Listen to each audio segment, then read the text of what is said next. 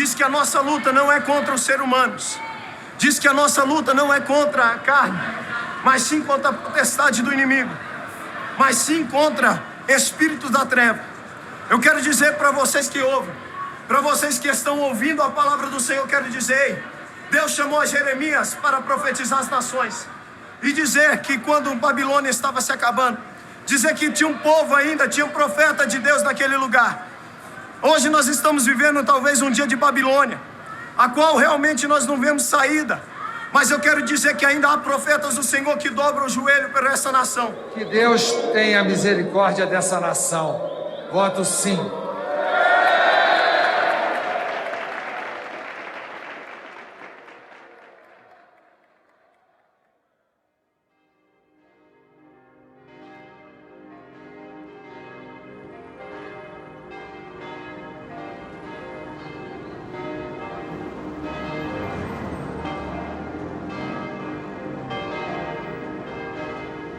Puxa vida, esse dia vai estar na história, né? Daqui a 50 anos vai estar nos livros de história esse dia.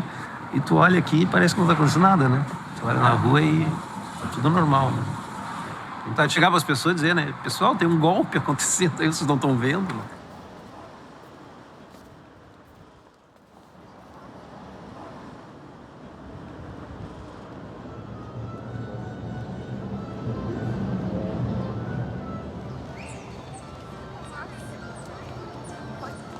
Jeremias tem que 2. Bom, eu acho que aconteceu um golpe no Brasil. O Brasil é um país muito criativo, então os golpes mudam de face, de jeito. Nós já tivemos todo tipo de golpe. A gente poderia chamar isso de metamorfoses do golpe. Ele é um golpe hipermoderno. Golpe hipermoderno porque é um golpe que não é tramado escondido. É um golpe ao vivo na televisão. É um golpe com simulação de direito de defesa. É um golpe votado no Congresso. É um golpe com ritual definido pelo Supremo Tribunal Federal. Mas é um golpe. É um golpe porque tudo é simulação. Sem armas, sem tanque na rua, sem sangue. Ele é tão golpe, ele é a ruptura da ordem, da instituição.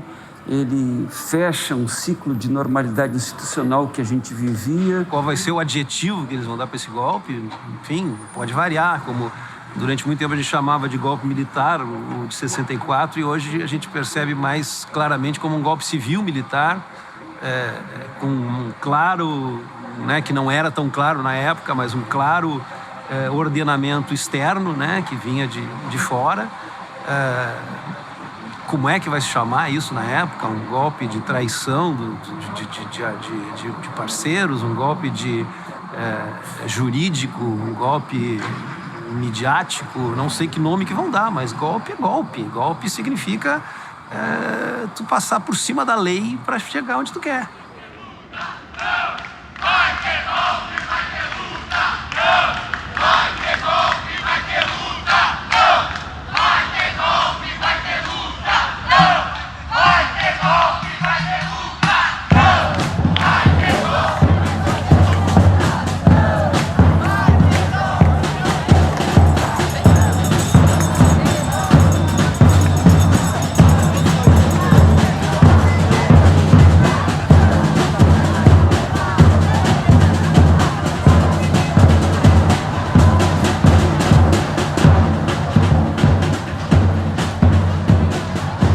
A oposição no Brasil estava saturada de perder a eleição para o PT. 4 eleições é muito, muito tempo, dá desgaste e dá desespero. Ela esperava uma situação favorável, ela esperava uma possibilidade, um pretexto. O PT cometeu muitos erros. A corrupção, ela de fato existe. Ela é decorrente do sistema político-eleitoral brasileiro, mas de toda maneira é uma escolha. Para acabar com a corrupção, é preciso que a justiça investigue a fundo. O Brasil precisa saber definitivamente quem roubou, quem mandou roubar. O que tá bom vai continuar. O que não tá, a gente vai melhorar. O que tá bom vai continuar. O que não tá, a gente vai melhorar. Um coração valente.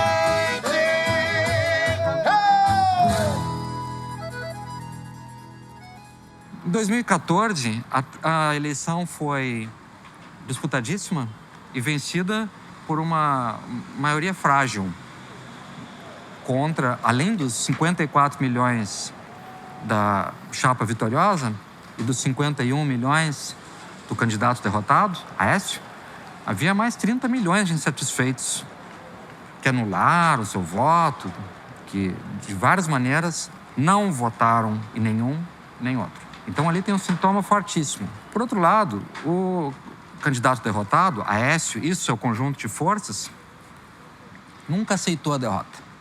E desejei a ela sucesso na condução do seu próximo governo. E ressaltei que considero que a maior de todas as prioridades deve ser unir o Brasil em torno de um projeto honrado e que dignifique a todos os brasileiros. Se constrói, então, né, dentro desse caldeirão todo, a tal da pedalada, de uma irregularidade, sem dúvida, de uma infração administrativa que não caracteriza, que não tem dolo, né? Uma infração administrativa tradicionalmente praticada e chancelada pelos diversos tribunais de contas dos estados e da União durante décadas. Se a Dilma não conseguir 28 votos, tendo plena razão jurídica, é realmente um sinal de uma dificuldade de articulação política tremenda. Porque você só basta articular politicamente, porque do ponto de vista jurídico não há razão para impeachment. A pergunta que eu faço, inclusive, para quem argumenta que há e tenta fazer um malabarismo pseudo-jurídico para construir uma tese de que há razão, é a seguinte: quais foram os atos da presidente Dilma, ou quais foram os crimes de responsável da presidente Dilma, que não foram cometidos pelo vice-presidente Michel Temer?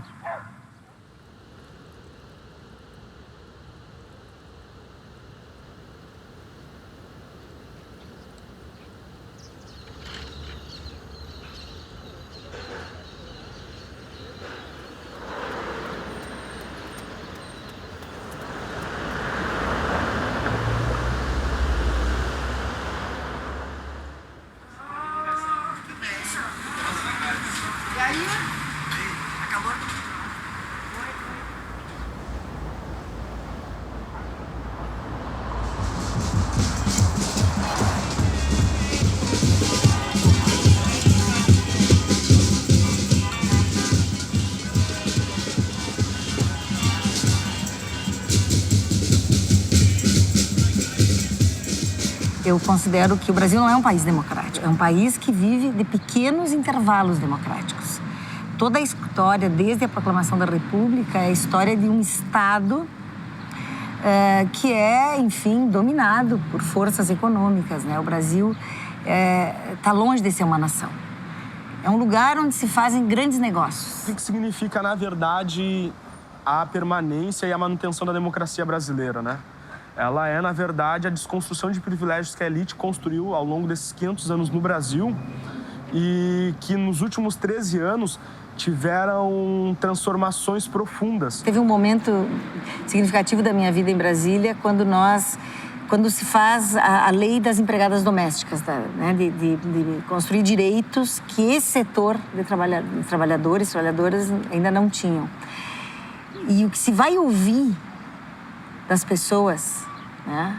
Você vai ouvir das pessoas, eu não sei como é que isso foi em Porto Alegre, mas imagino que tenha se reproduzido no país inteiro, a lamúria de que, bom, agora até estas pessoas têm direito a isso, porque a sociedade brasileira é uma sociedade que não conseguiu romper simbolicamente com a estrutura escravocrata. Do ponto de vista do racismo, que daí não é preconceito, que são coisas um pouco diferentes também, porque na enfermagem, assim, de sentir que as pessoas ainda não acreditam que aquele seja o lugar de uma pessoa negra. Então, quando a gente tem essa coisa, né, de qual é o teu lugar referente à tua cor, né, isso é racismo. Já não é só preconceito, né?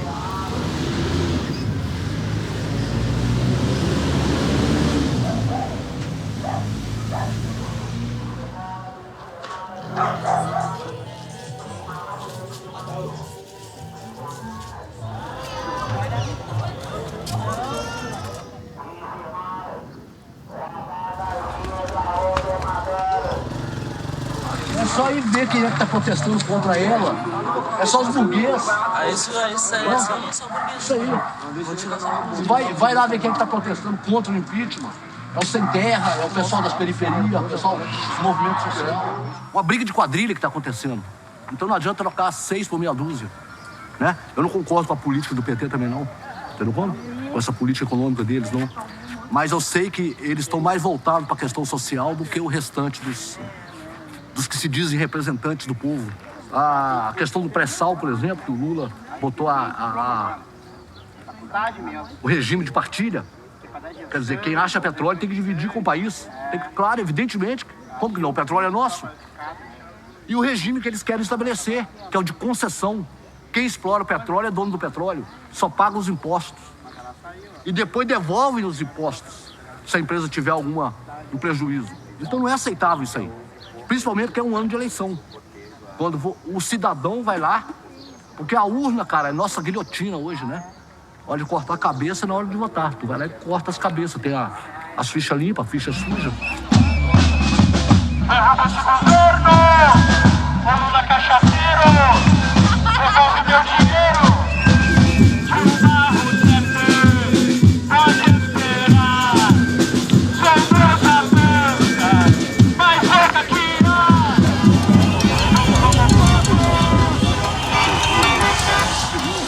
Não é contra o PT, é pelo Brasil. Se o PT estivesse fazendo um bom governo, nós não estaríamos aqui. O time de futebol, quando está perdendo, a gente troca o técnico e a esperança volta.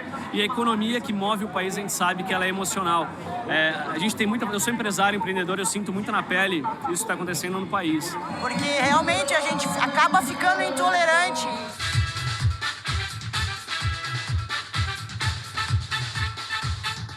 Brazil. That's the country hosting the Olympic Games this year, right? So nice. But let me tell you, not everything is bright and sunny over there right now.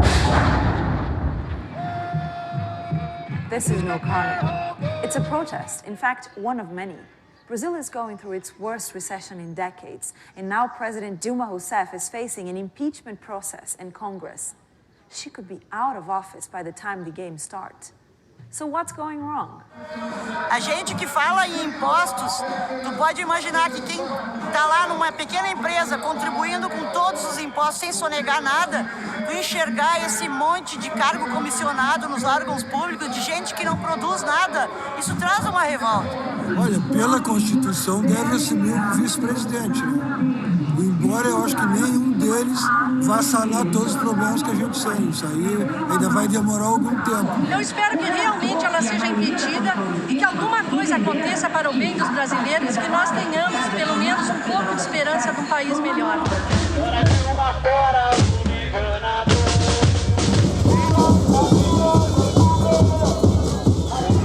Estamos vendo a gente agora que estava vazia.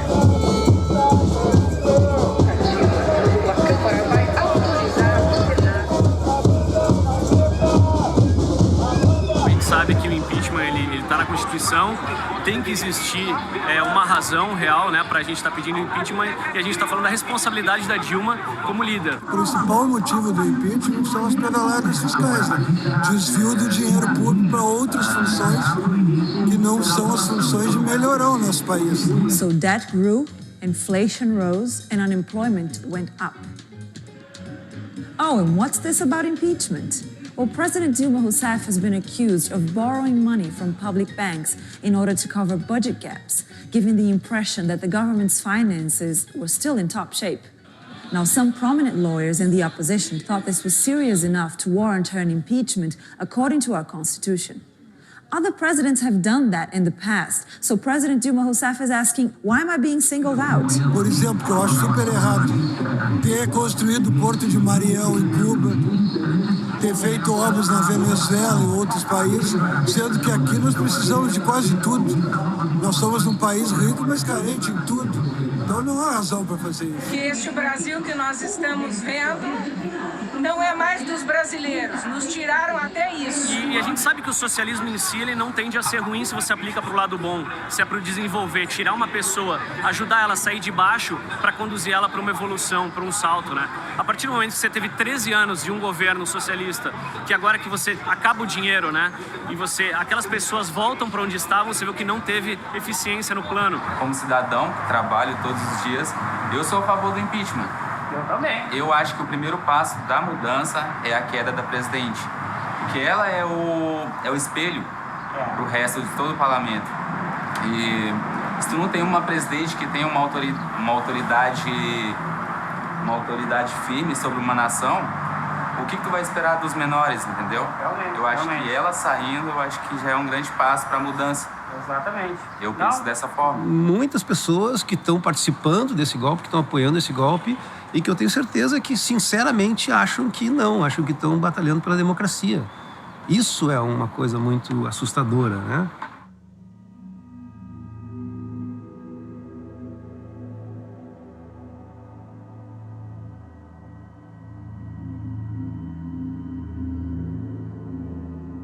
Em 1954 mais 1964 igual a 2016.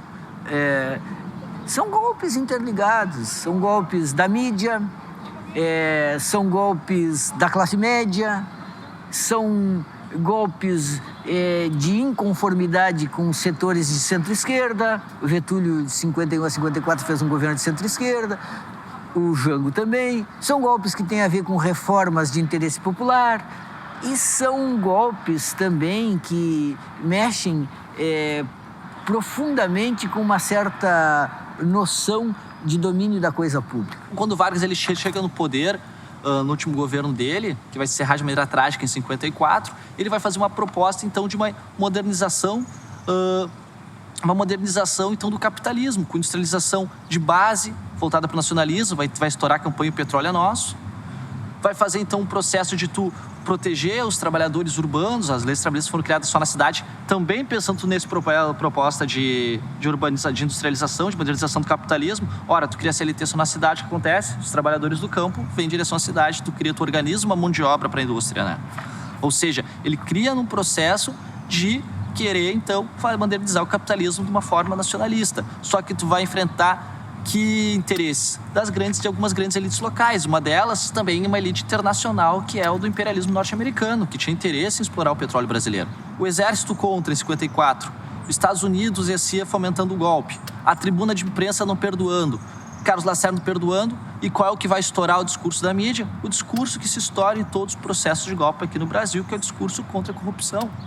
E Vargas, então, talvez na maior jogada política da sua carreira, ele vai cometer o ato de dar um tiro contra o próprio peito, mas, claro, deixando uma carta testamento, pontuando muito calmamente e muito claramente todos os seus inimigos.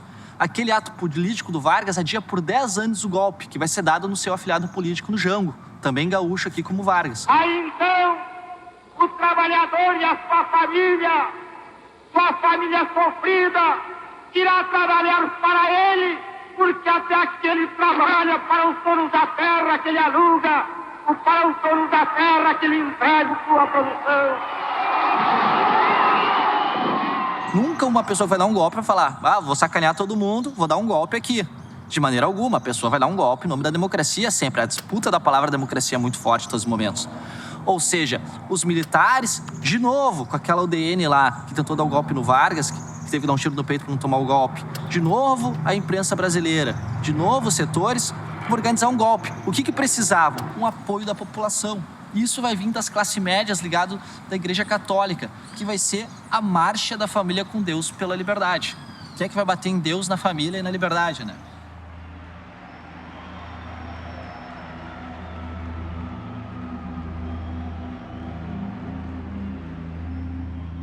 It's South America's biggest economy. It's the continent's most powerful country, one that thought it was rid of a history of violent military coups. Eu, naquela época, estava recém-formado em Direito. Aí, no dia 1º de abril, os tanques já estavam subindo ali a João Pessoa, na frente da Faculdade de Direito. Parece uma coisa simbólica, né? Os tanques subindo na frente da Faculdade de Direito. Como quem diz, vocês não mandam mais nada em coisa nenhuma. O direito não vale para nós. A diferença é que o instrumento institucional colocado como o protagonista do golpe, que eram os militares em 64, hoje é uma mistura muito mais complexa, que envolve o Ministério Público, que envolve o Judiciário e que envolve a imprensa. No golpe de 64, houve mobilizações de povo bastante significativas, mas com muita repressão e com um poder muito superior da repressão, né? Mas a própria presidenta é um exemplo de que, na vida passada dela, e de todos aqueles mártires que morreram pelas armas do regime de 64, como Rubem Paiva e outros, né? Marighella, toda aquela gente, as prisões dos frades dominicanos, como Frei Beto, Frei Tito, que chegou a se suicidar por vítima da repressão, né?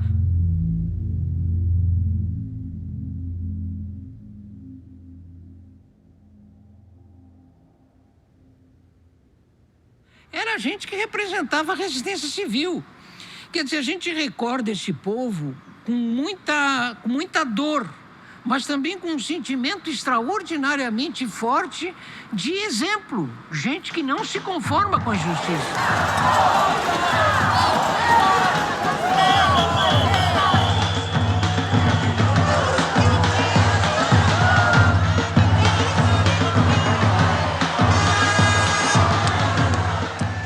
Daqui minutos vão contar os votos dos golpistas e eu espero que o número de votos não seja o suficiente para tirar o projeto do PT do poder. Não está sendo feito de forma legal o impeachment?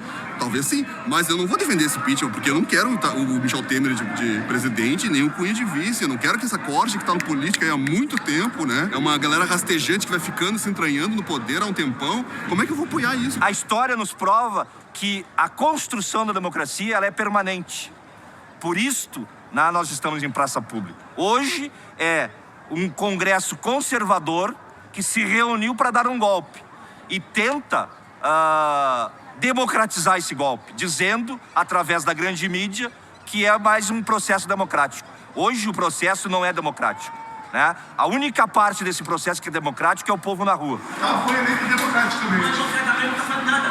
Claro, tem bastante coisa, tem muita coisa errada, eu concordo, muita coisa errada, mas tem muita coisa boa acontecendo. Porque a gente não pode dar um golpe assim. Não, tem que dar um golpe, não pode.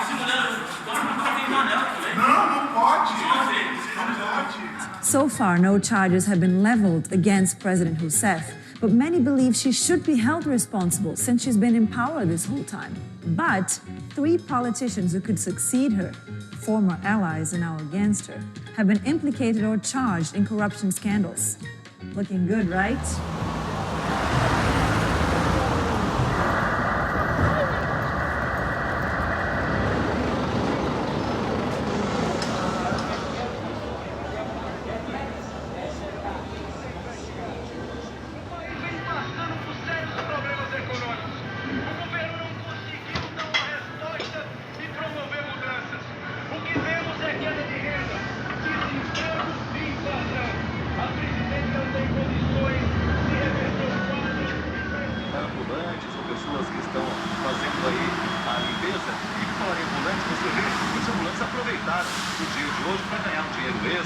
Vendendo aí camisetas, bonés e principalmente água e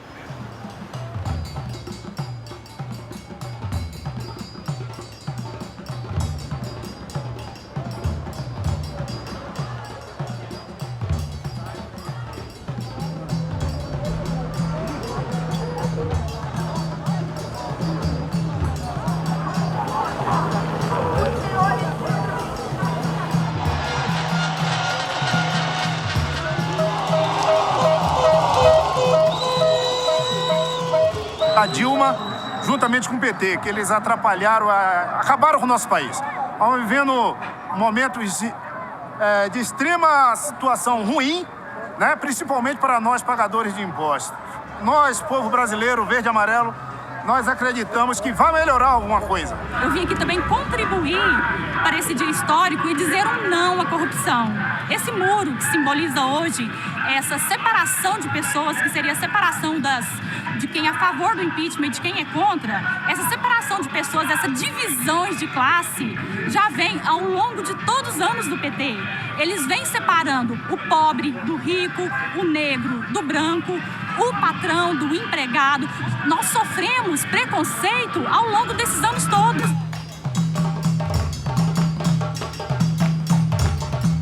Esse muro, essa divisão é para evitar uma chacina. O PT e seus partidos aliados, eles estão aqui com os sindicatos, com manifestações sociais, movimentos sociais, e nós sabemos que eles estão armados. Há tanto tempo que a sociedade vem se evoluindo e até hoje precisa de colocar muro para talvez fazer a votação do impeachment, sendo que cada um deveria respeitar o outro.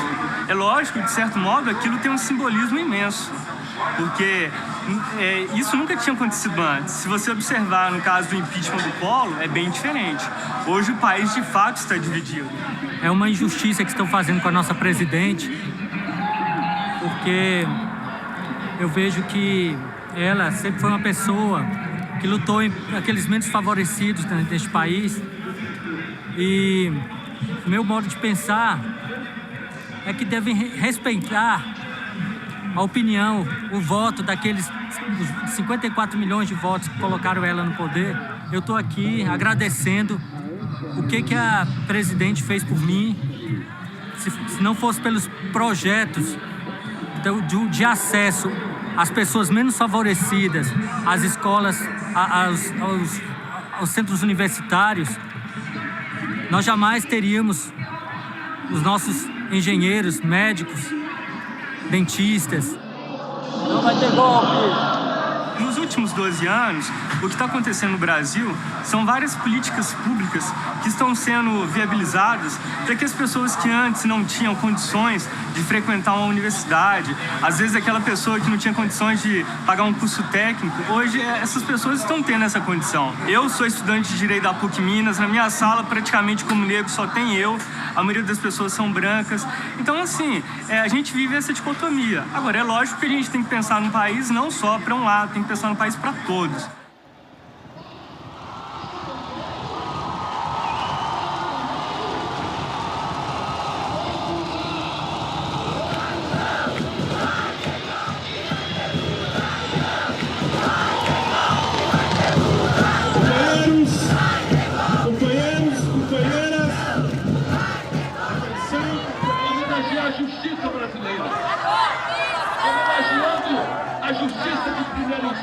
A grande teoria do Fernando Henrique, o que deu projeção internacional para o Fernando Henrique, e fez ele ser reconhecido como grande sociólogo brasileiro, foi a teoria da dependência associada. O que é a teoria da dependência associada numa palavra, numa frase? Entende? É você admitir que é possível, sim, ter um desenvolvimento econômico nas nações atrasadas, nas nações subdesenvolvidas, como se dizia nos anos 60, as nações periféricas, como se passou a falar a partir daquele momento, mas sob que condição? De que ela seja dependente do grande capital internacional. Nós acreditávamos, nós lemos errado a análise do Fernando Henrique. Nós, eu estou dizendo sociólogos, cientistas políticos, em qual eu me incluo, a gente acreditava que a análise do Fernando Henrique era que era possível romper isso. Não era, ele não tinha essa percepção, pelo contrário. O governo dele, os dois governos do Fernando Henrique, são a admissão explícita e efetiva dessa política de submissão. Se vendeu todo o patrimônio nacional, não se vendeu a Petrobras naquele momento, talvez se venda agora, porque houve uma forte pressão popular para impedir isso. Não se acabou com o Banco do Brasil porque houve uma forte pressão popular. No FHC, a gente foi entre os 3 primeiros países do mundo com maior desigualdade social, existindo a África, o Sudeste da Ásia, a América Central.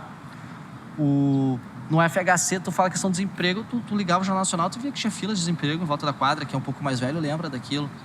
Tu via que a universidade pública, a única vantagem de estudar na universidade pública na época do FHC era que era de graça. Porque daí tu via também reportagem de um monte de cadeira empilhada nas salas de aula, escateamento das universidades públicas. Não se criou uma universidade pública no governo do FHC. No Palácio do Planalto, uma cena que o país esperou por 40 anos. Um presidente eleito pelo povo passa a faixa a um sucessor eleito pelo povo. Depois de 8 anos na presidência, Fernando Henrique Cardoso diz que quase chorou de emoção ao passar o cargo a Lula.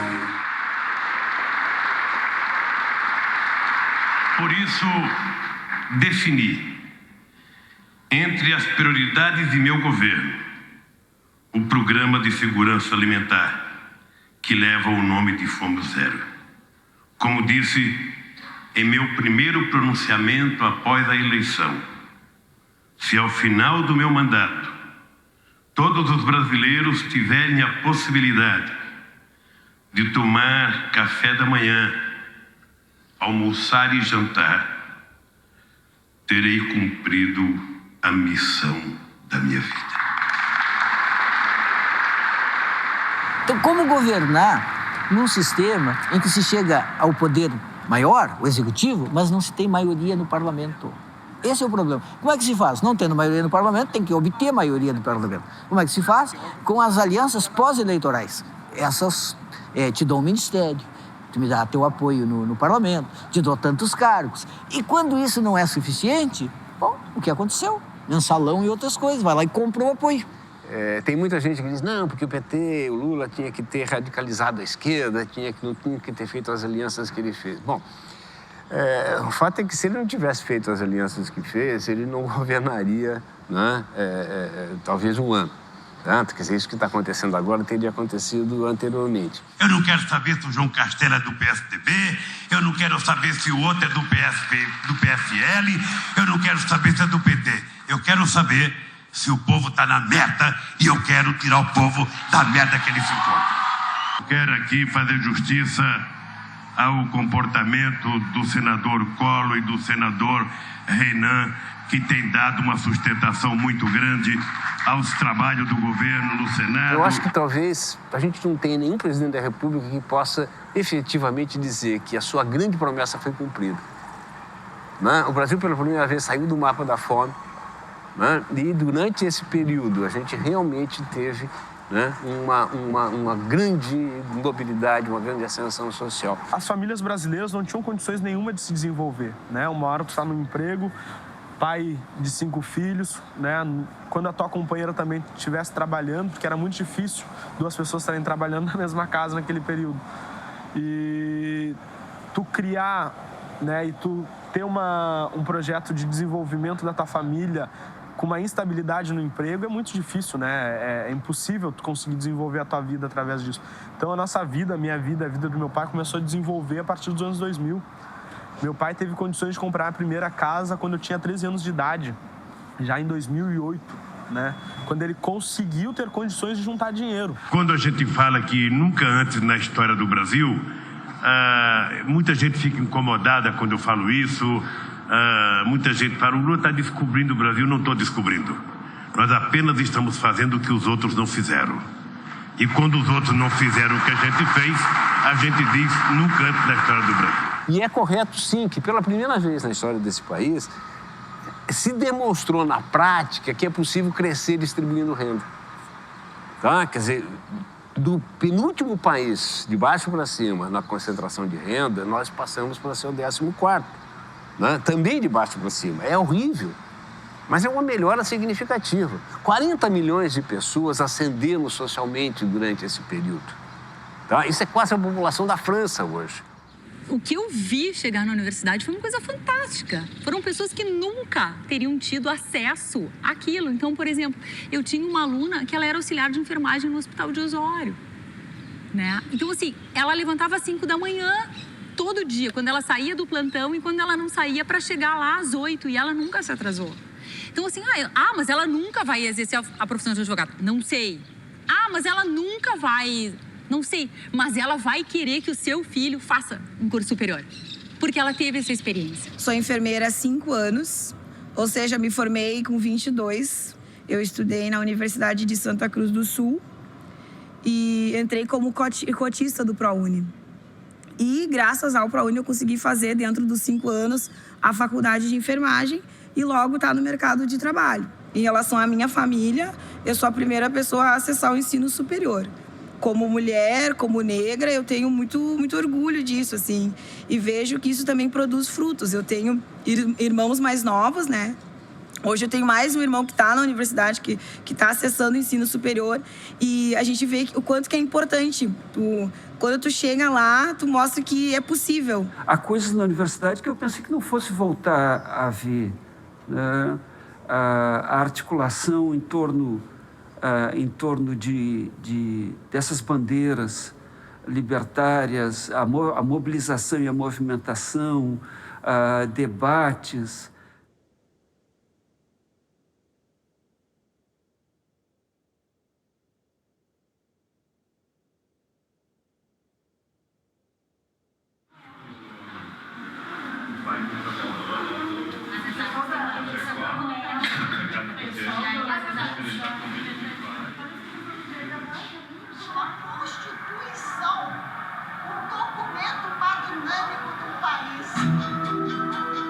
Eu não sei até que ponto esse vídeo seria bem recebido pelas pessoas contrárias, entendeu? Se é que é essa a ideia também, né? A gente nunca quis fazer um documentário neutro. Porque tem gente que acha que o fato da gente achar que é golpe, a gente endeusa o Lula e a Dilma. Quando não, a gente reconhece, a gente só acha que isso é menos pior. Se ser um presidente ruim fosse motivo para impeachment, nunca teria tido um presidente do Brasil, sabe? Exatamente. Então acho que isso foi muito válido de colocar colocar os pontos onde que o governo errou. Enquanto professor, também eu percebo que a universidade voltou a ser um espaço de resistência. O que nós estamos vivendo é a primeira geração de filhos de pessoas pobres e muito pobres que chegaram nas universidades. E isso produz um movimento. Isso não vai ficar assim.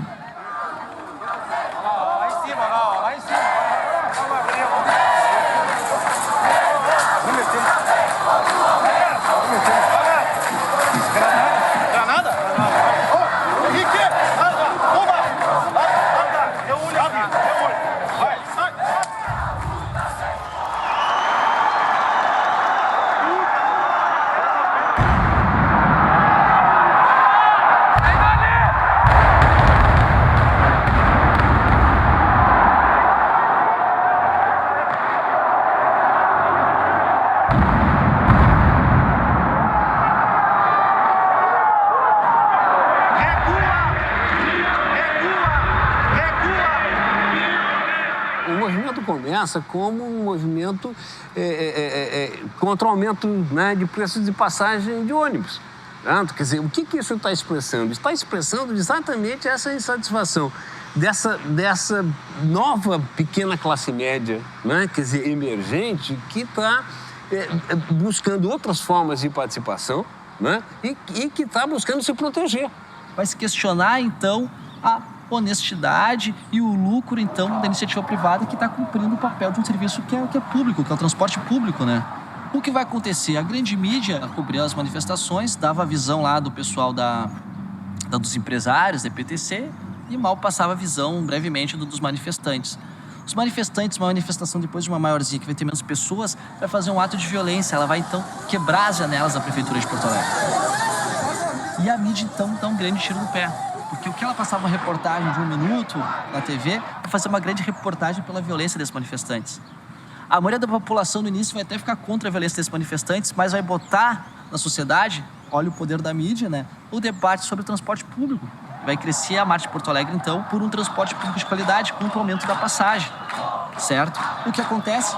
Outras capitais também vão conseguir, então, se organizar em Porto Alegre, entre elas São Paulo.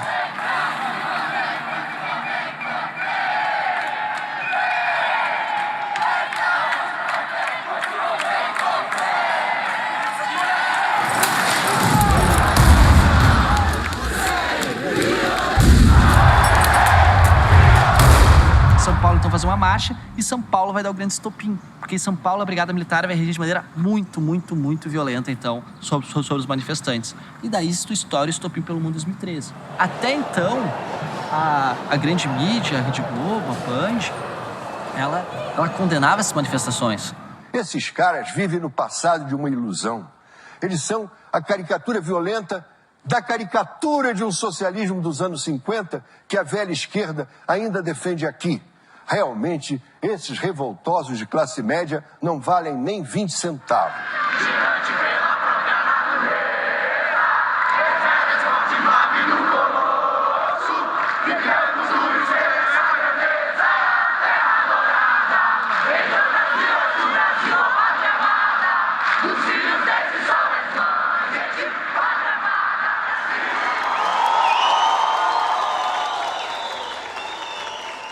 E quando eles veem que aquilo está tomando as ruas, então a grande mídia se apropria das manifestações e fala que são grandes vanguardistas da juventude que querem mudar o país. Estamos vivendo um momento histórico lindo e novo.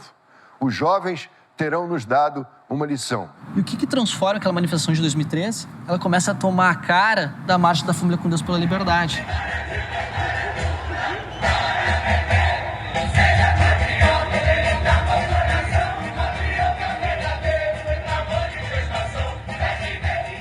Atenção, abre-se nesse momento a Rede Nacional de Rádio e Televisão para o pronunciamento oficial da presidenta Dilma Rousseff.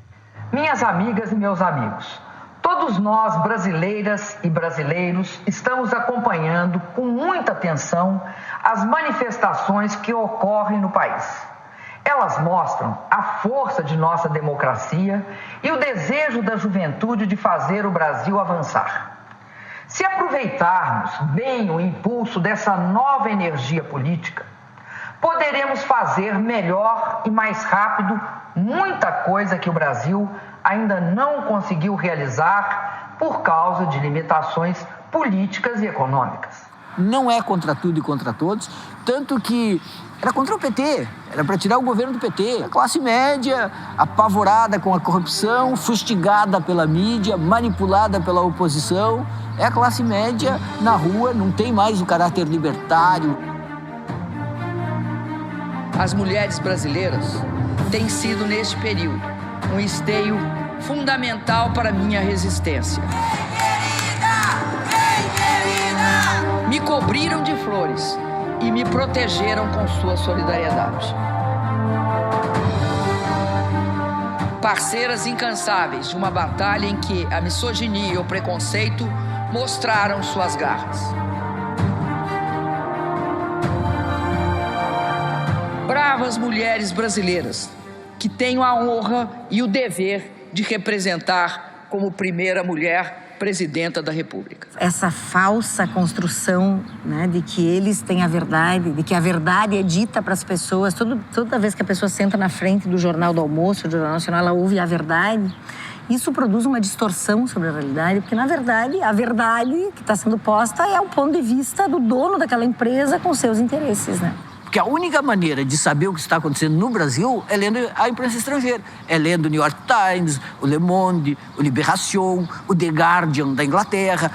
Qualquer jornal estrangeiro está cobrindo melhor do que a imprensa de Rio e São Paulo. Eles estão cobrindo com mais distanciamento, com mais profundidade, com mais clareza. Eles estão dizendo a verdade. So what happens next? Well, whoever wins this political dispute will still have to deal with a big economic crisis, a divided population, and a Congress that behaves like this. Lula chute os vagabundos do PT. So right now, it seems like things in Brazil will get at least a little worse before they get better. Nos jornais, o tom crítico prevaleceu. O britânico The Guardian afirmou que Dilma foi retirada do cargo por um Senado contaminado por corrupção. Editorial do jornal The New York Times, um dos mais importantes do planeta, afirma que será uma vergonha se a história mostrar que Dilma Rousseff estava certa ao dizer que o impeachment foi uma tentativa de uma poderosa força conservadora e reacionária para sequestrar o projeto nacional progressista, inclusivo e democrático que ela representa. O editorial do The New York Times afirma ainda que a saída de Dilma marca o fim de um regime transformador de 13 anos do Partido dos Trabalhadores. Eu não diria que toda a imprensa brasileira está cobrindo de maneira inadequada, mas estou falando principalmente dos jornais que tradicionalmente apoiam golpes. O Estadão, o Globo, no caso a Veja. Na época de 64 ou de 54 não tinha Veja. A Veja tomou o lugar de revistas como a Cruzeiro. E hoje, então, é Rede Globo, Estado de São Paulo, a revista Época, que pertence à Globo, e a revista Veja. Eu acho que o jornalismo poucas vezes foi tão protagonista como agora. No mau sentido, para mim. Primeiro, pela omissão e segundo, pelo engajamento. E eu acho que as duas coisas estão ligadas uma à outra. A omissão no sentido de que a cobertura do jornalismo, no caso da Lava Jato e todos os fatos que estão relacionados, foi precária, foi a pior cobertura de todos os tempos do jornalismo brasileiro. Isso aí tu vai dizer, mas como é que tu sabe, né? Tu pega, tu conversa com veteranos como eu, o pessoal que acompanhou coberturas de outros eventos grandiosos, como foi esse caso da corrupção agora, e tu acaba descobrindo que o jornalismo não fez nada. O jornalismo comeu pela mão da Polícia Federal, do Ministério Público e da Justiça, do juiz Moro. O juiz Moro foi um dos maiores repórteres brasileiros em circunstâncias como essa. O que o jornalismo fez de concreto de investigação no caso da Lava Jato? Tu não vai conseguir me dizer nada, ninguém vai conseguir me dizer nada. Tem uma peculiaridade nessa ruptura que a identifica, enfim, que a torna muito singular, né? Que é o papel da gente de toga na quebra da institucionalidade. O que não se esperava, realmente, o que era novidade é essa politização muito clara e muito evidente da justiça. Alô? Lula, deixa eu te falar Fala, uma querida. coisa. Seguinte, eu tô mandando o Bessias junto com o papel para a gente ter ele e só usa em caso de necessidade, que é o termo de posse. Tá? Tá bom, tá bom. Só isso, Ao você mesmo- espera tá aí bom. que ele tá indo aí, Tá bom, tô aqui, fica aguardando. tá? Tá bom. Tchau. Tchau, querida. Mas o Sérgio Moro, ao divulgar os grampos do Lula e da Dilma ilegalmente, ali ele contribuiu decisivamente para a queda da Dilma. Assim como a condução coercitiva do Lula em São Paulo. Esses dois fatos aí minaram a opinião pública. Foi assim, a gota d'água. A opinião pública de classe média viu, é isso, olha só. E não interessa se aquilo ali podia ou não podia, o que provava, se era abuso de poder, se não era. Aquilo ali foi determinante. Essa é a Operação Aletheia, um termo em grego que significa em busca da verdade. Essa operação foi deflagrada nas primeiras horas da manhã desta sexta-feira. São cerca, ao todo, de 200 policiais federais e 30 auditores da Receita Federal que estão cumprindo 44 ordens judiciais, sendo 33 mandados de busca e apreensão e 11 mandados de condução coercitiva. Um desses 11 mandados de condução coercitiva é para o ex-presidente Lula, que vai ser obrigado a ir à sede da Polícia Federal para prestar depoimento. O juízo único de jurisdição nacional, que desde Curitiba investiga a corrupção no país inteiro, o juízo único e um juízo de exceção por isso mesmo, a apurar a partir de um álibi, de uma desculpa, é o delator. É a primeira vez que a competência dos juízes é definida pela Constituição. Dessa vez não. A competência do juiz de Curitiba foi definida por quem é o delator. Não é uma questão de crença, né? É uma questão de investigação, fato, prova e punição. Eu acredito, sim, no sistema, que esse sistema deva cumprir a sua função como está fazendo, né? Como nunca se fez no Brasil, né? Quando que se viu empresários, industriais, políticos serem chamados a depor, alguns sendo presos de diversas maneiras. Então, eu acredito sim que a gente deva continuar fazendo o que tem que ser feito, que é investigar e punir quem quer que seja a Dilma, seja a Lula. Então, se tiverem uma prova, está aqui, bom, está aqui a prova, então prende. Agora, antes de ter prova nenhuma, não tem como supor ou como se incriminar ninguém. Pegou umas 3 ou 4 meses no nosso país, não vai cometer isso. Rapaz, a solução mais fácil era botar o Michel. Mas eu sou o Renan que tá contra essa porra. Um acordo. Eu não gosto do Michel, porque o Michel é Eduardo Cunha. Não esquece o Eduardo Cunha tá morto, porra. Não, é um acordo. Botar o Michel, um grande acordo nacional com o Supremo, com tudo, fazia todo mundo e parava tudo. E aí, para delimitar onde está, pronto. Parava tudo. Ou faz isso. Você viu a pesquisa que deu no Moro com 18%? Não. Está 18% para presidente da República. Moro? Quando a investigação, né, como a gente já disse, ela não tem... ela parte de quem irei encontrar, né? Eu não tenho investigação. A palavra que a caracteriza é perseguição. Eu seleciono quem serão os culpados, os responsáveis, e a partir daí eu construo a investigação. Só não pode ser essa caça às bruxas e baseada sempre na delação, né? Que é muito confortável, né? Aí acaba a investigação. A investigação é a delação, é só a fala de alguém. Não, tem que investigar, tem que ir lá, tem que, né, chegar às provas mesmo, fazer a investigação total, não só na delação, porque a delação fica sempre alguém que está numa situação que pode dizer isso ou aquilo, né? Então, a delação é um dos elementos da investigação, né? Mas não pode reduzir toda a investigação à delação e fazer o uso também da delação para a delação virar manchete e, de repente, o que está sendo investigado vira já um suposto processo final. Nós estamos vivendo uma fase de transição. Esse é o primeiro golpe brasileiro da era das redes sociais. Então, as redes sociais contaram muito no sentido de fazer a discussão, de fazer o debate, mas elas não têm força suficiente ainda para realmente determinar as coisas. Em muitos aspectos, as redes sociais são muito dependentes dos veículos tradicionais. É muita gente replicando textos da Veja, da Folha de São Paulo, do Estadão, e pouca produção de conteúdo. E alguns desses blogs, por exemplo, ficaram um tanto atrelados ao governo e acabaram perdendo um pouco de credibilidade. A gente tem um mundo hoje que tem uma possibilidade de outros emissores. Tu tinha só a mídia ali, 4 canais, e aí eles são os únicos emissores, né?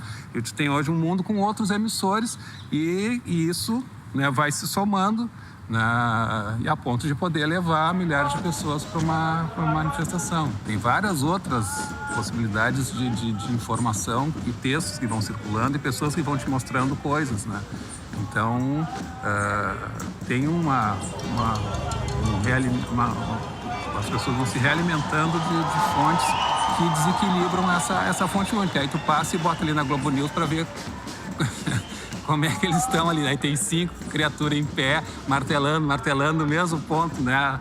Há meses, né? Martelando naquela mesma visão e eles se retroalimentando. Tu vê, Aí tu abre, sai dali, tem um mundo de informações, né? Que não são só o que as pessoas estão, só aqueles 5 em pé estão falando ali para garantir o seu...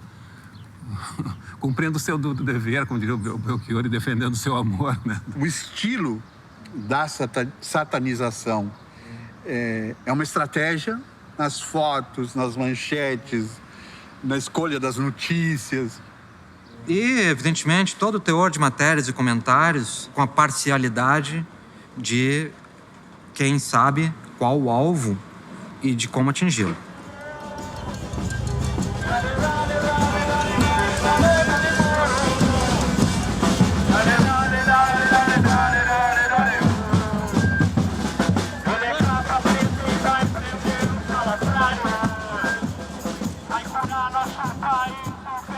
Presidente, um colega nosso, que eu não vou citar nome aqui da Câmara, falou que se nós caçarmos a presidente Dilma hoje, ele vai se mudar do Brasil. Eu já comprei a passagem dele, sem volta. Sai daqui porque nós vamos caçar o Brasil em nome do Pará. Minha mãe nega Lucimar, meu sul e sudeste do Pará, meu Tapajós amado, minha querida nordeste do Pará, toda a área metropolitana.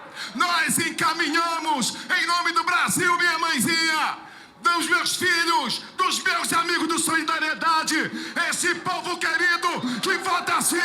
Nós votamos sim, e quem vota sim, coloca a mão pra cima, coloca a mão pra cima. A sociedade brasileira foi apresentada para o chamado baixo clero da República, né? Muita gente diz que politizou, de certa forma, a sociedade ao ver que ali estão seus representantes, e aí automaticamente se perguntar, será que sou representado por esse por esse perfil de parlamentar, né? Quanta hipocrisia!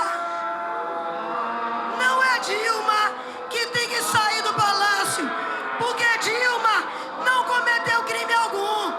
Quem não tinha que estar nessa cadeira é você, Cunha. Você e seus cúmplices tramando contra Dilma. Vocês não deviam estar mais nessa cadeira. Esses valentes que gritam fora Dilma, não gritam fora Cunha. Por que será? Querem tirar Dilma pra salvar Cunha, pra se salvarem. Querem. Como vota, deputada? Tramam como Temer no esgoto do Jaburu. Tramou pra dar rasteira em Dilma. Vocês são os covardes. Covardes. Como vota, deputada? Pelos trabalhadoras que elegeram a primeira mulher presidenta da República. Pelo povo na rua. Como vota, deputada? Como vota, deputada? Quando os covardes pararem, eu falo. Se eles não falarem, eu vou ficar aqui. A senhora já teve tempo de falar, não? Covardes! Covardes! Como vota, deputada? Como vota, deputada? Meu voto. Como vota, deputada? Pela democracia. Como vota? Fica Dilma. Como vota? Não ao golpe. Covardes. Tu citou antes os erros da esquerda, né, no poder. Quais são os erros, assim, os mais graves? Talvez uma certa ingenuidade de acreditar em alianças com pessoas e com setores muito retrógrados, né? Acreditar que estando, digamos, no centro do poder, o que não é a mesma coisa que estar no poder, mas estando no centro do poder, acreditar que podiam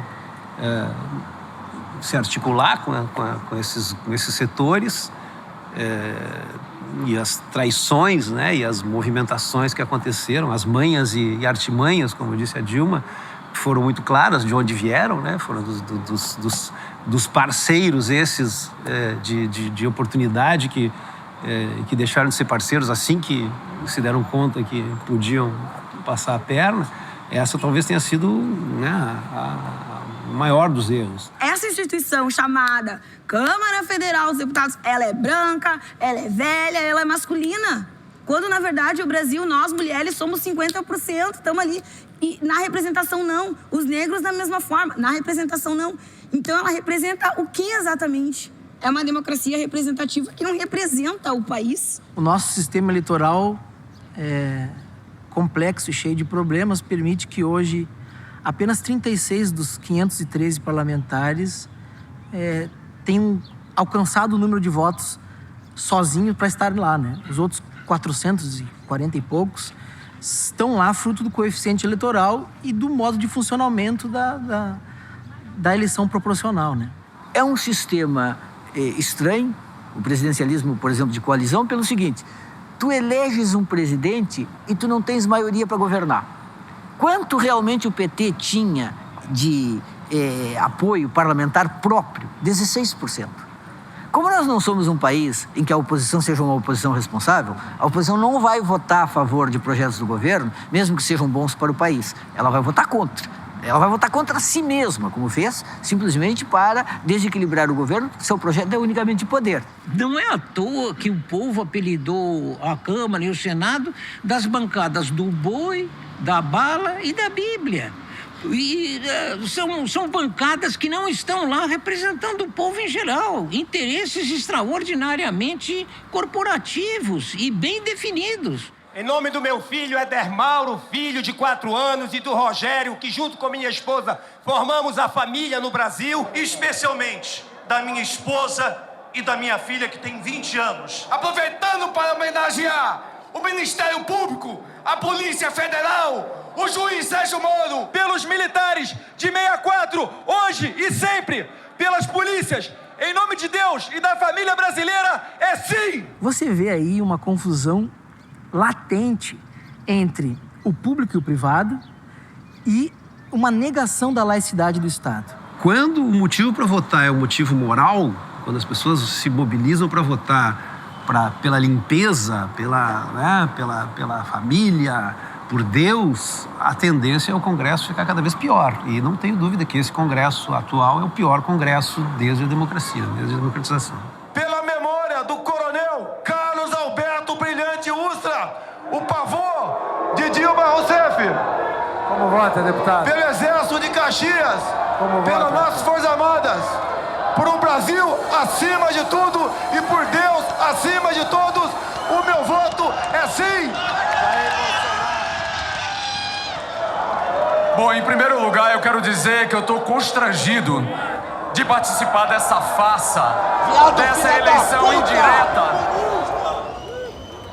Com a ajuda de Deus, pela minha família, pelo povo brasileiro, pelos evangélicos da nação toda, pelos meninos do MBL, pelo Vem Pra Rua, dizendo que Olavo tem razão, senhor presidente, dizendo tchau para essa querida e tchau ao PT, Partido das Trevas, eu voto sim ao impeachment, senhor presidente. Marcos Feliciano, PSC de São Paulo, votou sim. Total, 187 votos. Eu fico pensando, né, com toda essa velocidade de reformas, né, de ensino médio, de previdência, de reforma trabalhista, eu fico pensando o que essa mulher presidenta não segurou, não teve que segurar. O Temer chegou ao poder, montou um ministério de machos brancos dominantes.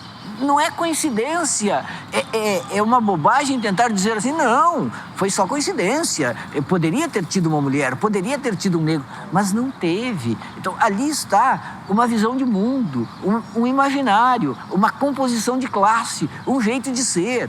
O Michel Temer tem lá a sua bonequinha de luxo em casa, ele com 75 anos, ela com 32. Ele acha que o mundo feminino é isso, é ter a sua esposa bela, recatada e do lar.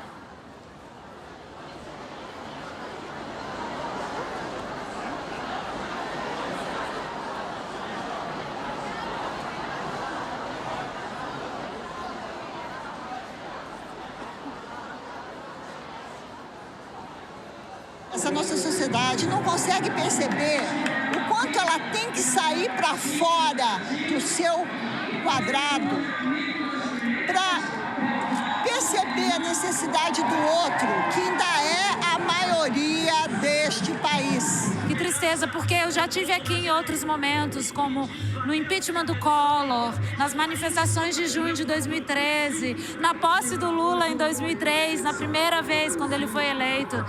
E por mais que tivéssemos diferenças, a gente estava junto. E aqui não, sei lá. Eles montam um cenário que é de palhaçada, botando uma cerca como se nós fôssemos dois mundos. Não somos, não somos. Aquele mundo, para viver em paz, precisa que esse mundo esteja em paz. Enquanto esse mundo daqui, deste lado, estiver em conflito, estiver brigando por necessidades básicas, eles não vão ter tranquilidade.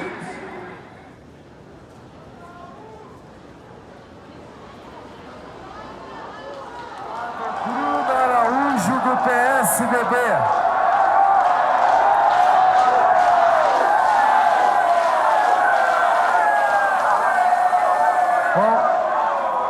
Por favor, vamos respeitar o voto.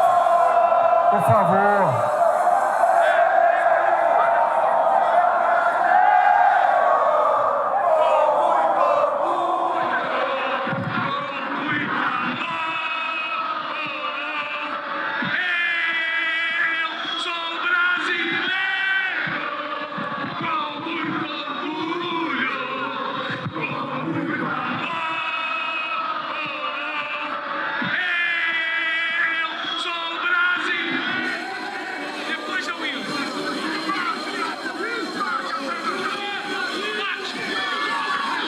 Senhor presidente, por favor, eu quero...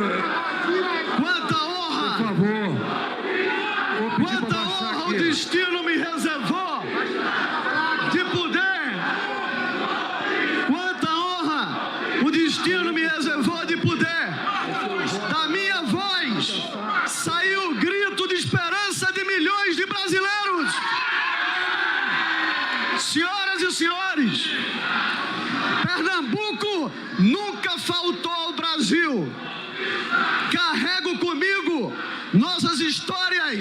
de luta pela liberdade e pela democracia. Por isso eu digo ao Brasil, sim para o futuro!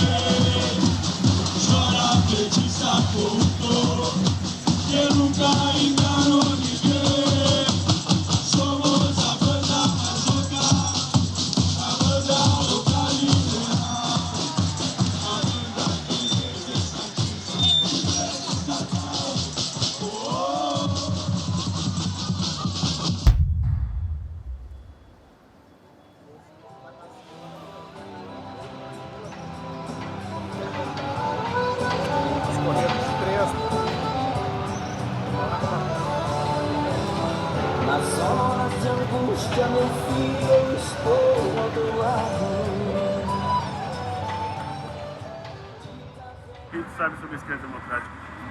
Bom, a esquerda democrática é um lugar histórico de Porto Alegre, onde a política é realizada, né? Onde discursos são realizados, panfletagens, historicamente, né? Que todos os movimentos, muitas ações da época da luta contra a ditadura marcavam encontros aqui. É uma cruz, é um ponto de localização. O próprio processo do golpe, do impeachment, a gente teve então aqui, era o ponto de partida, o ponto de concentração para a gente marchar.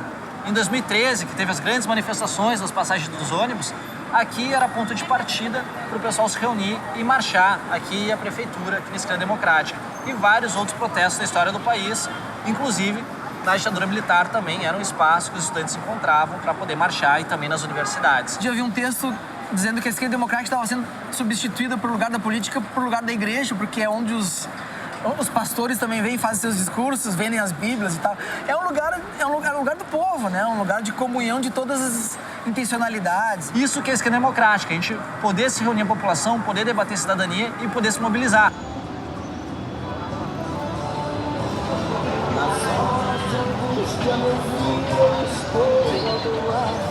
Tu lembra como é que tu foi pra casa aquele dia depois da votação? Não, eu falei com um deputado amigo meu e ele me disse, tá perdido e tal, né?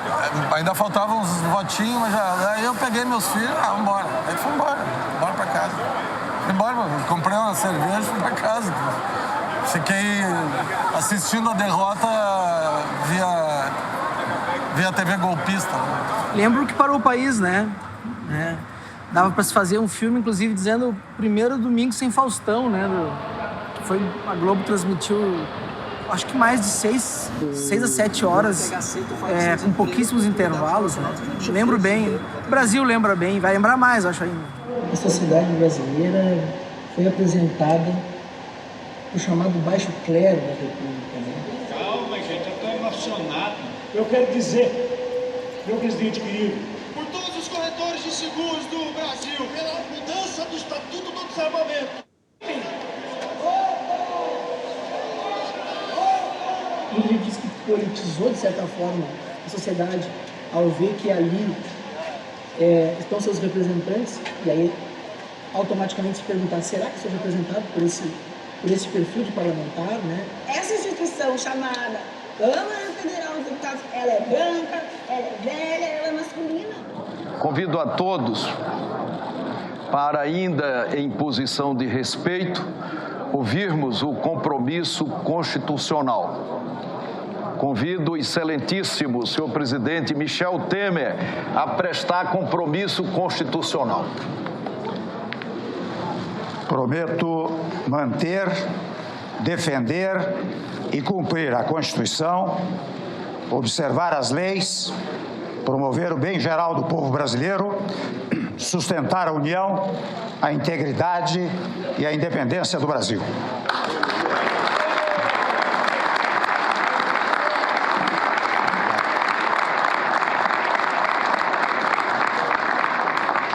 declaro empossado no cargo de presidente da República Federativa do Brasil o excelentíssimo senhor presidente Michel Temer para o período de 31 de agosto de 2016 a 31 de dezembro de 2018.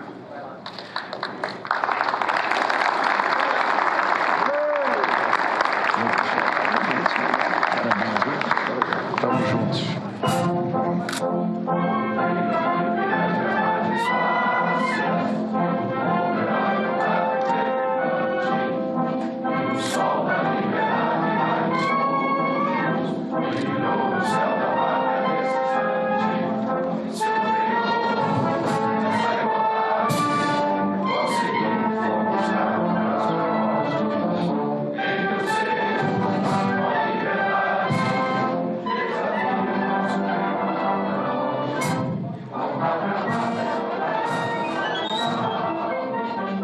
Nós podemos dizer que a maior jabuticaba do país, aquilo que só tem aqui, é essa possibilidade de um partido que nem concorre às eleições presidenciais ter 3 presidentes em 30 anos. Porque o PMDB abriu mão de concorrer. O PMDB não concorre à presidência da República, não precisa. Ele chega à presidência sem concorrer, sem o desgaste da urna. Aprovamos a lei que bota ordem nos gastos públicos pelos próximos 20 anos.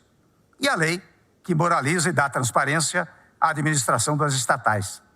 Estamos começando a reforma da Previdência para que sua sagrada aposentadoria esteja garantida agora e no futuro.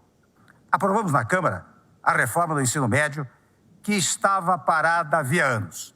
Mudamos a Constituição para mudar o Brasil. Tudo isso, volto a lembrar, em poucos meses. Tenho a perfeita consciência dos problemas do país e da missão que me foi dada. Os brasileiros pagam muitos impostos e pouco recebem em troca.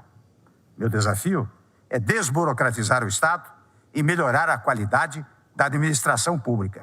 A verdade virá. O Brasil, repito, está no caminho certo. O próximo Natal será muito melhor que este. Quero encerrar esta minha mensagem prestando homenagem a um grande brasileiro que nos deixou recentemente, o cardeal Dom Paulo Evaristo Arnes. A esperança foi seu lema. A coragem, a sua marca. Coragem e sentimento de esperança não me faltarão.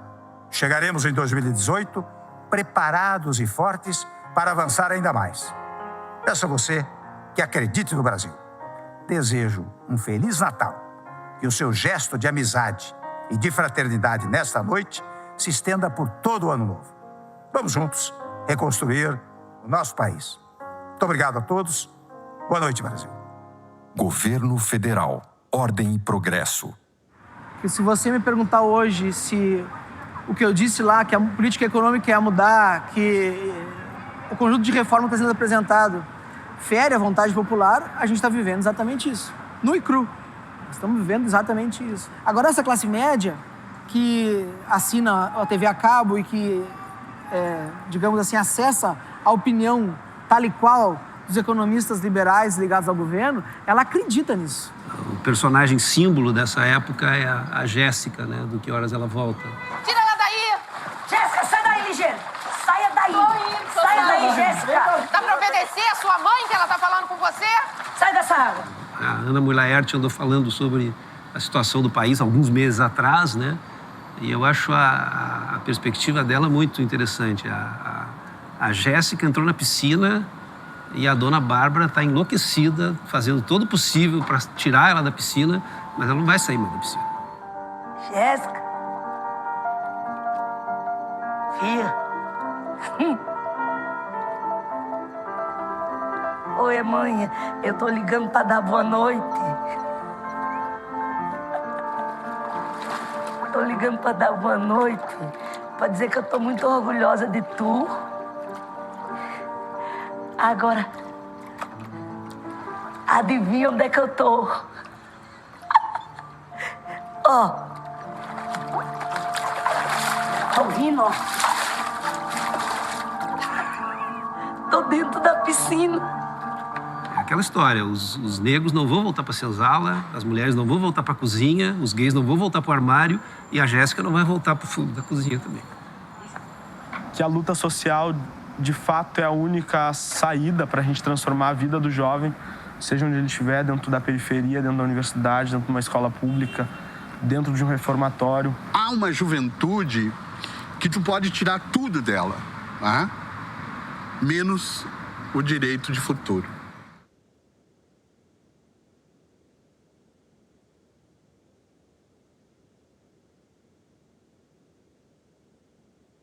Deputado Vladimir Costa. Deputado Vladimir Costa, do Solidariedade do Pará, quero dizer, abaixo o Ibope, que é ridículo e mentiroso, abaixo a pesquisa do Datafolha, que mente com uma pesquisa... É um homem decente, preparado, honesto, transparente, e nós da base do governo vamos botar pra chorar hoje aqui com a vitória de Michel Temer! Vladimir Costa. Sim! Senhor presidente, quem tem visão política não tem visão míope, não enxerga apenas o momento e sim o futuro. Todos nós sabemos que a queda do presidente hoje seria a volta do PT e a volta da esquerda. Que as viúvas do PT chorem para lá. Digo sim ao relatório do nosso sábio relator. Deputado Marco Feliciano, sim, 131. Eu voto com o relatório do PSDB, senhor presidente. Ricardo Izar, sim, 132. Eu voto sim, porque eu acredito no crescimento do Brasil, na geração de emprego, de saúde e segurança. Sim, e nós possamos, senhor presidente, fazer essa transição para esses dias melhores que o Brasil merece, que o Brasil precisa. Precisamos votar com responsabilidade. O meu voto é sim com o relatório. Senhoras e senhores, há quase um ano eu disse deste plenário sim ao futuro. Hoje eu digo sim ao país. Bruno Araújo, votou sim, 247. Senhor presidente, contra esse discurso baixo e sujo do PT e da esquerda, que apoiou a corrupção durante 14 anos, eu voto pelo Brasil. Eu voto sim pelo relatório do PSDB e do deputado Paulo Abiaga. Sim, senhor presidente. Deputado Darcito Peronte. Pela honra, pela integridade do presidente Michel e contra a privilegiatura pública que enterra o país, sim, senhor presidente. Mauro Pereira. Senhor presidente, eu voto sim pela continuidade da economia, para que as coisas continuem melhorando, para que o Brasil entre nos trilhos de vez. E mais um motivo justo, eu não fico do lado de PT, PCdoB, Rede PC do Brasil. Fora PT, fora Lula, fora essa cambada que quebraram o Brasil. Todos os deputados do PSOL, PCdoB, votaram contra o impeachment da presidente Dilma. Eles não têm moral e são hipócritas, junto com o PT.